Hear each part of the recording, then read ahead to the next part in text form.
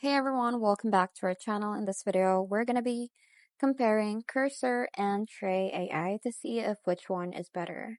So let's start with the Cursor AI. So it is an AI first IDE developed by the Anisphere, built as a fork of VS Code. So this one, it has features deep AI integrations like multi-line completions, project-wide context awareness, built-in bug detection, agent mode, and model custom roles. So it is designed to enhance productivity and professional development environment. So with the pros and cons, let's start with the pros.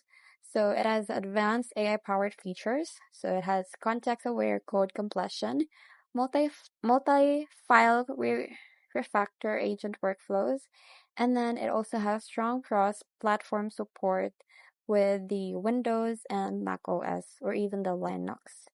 And you can also customize AI behavior via project-specific rules, which is really good.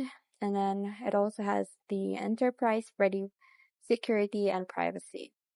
And it is also proven mature product with growing adoption and credibility.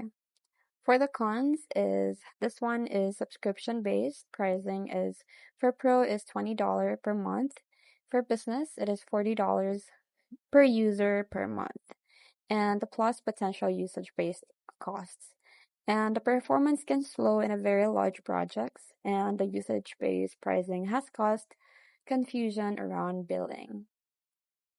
Now is for the Trae AI. So it is an AI-powered IDE from ByteDance. So this is the TikTok's parent company, which is also based on the VS Code and offering features like builder mode, task breakdown, and UI from image generation, multimodal context, code plus image plus commands, chat assistant, and free access to advanced models like the Cloud 3.7 and the GPT-4 with seamless VS Code plugin compatibility.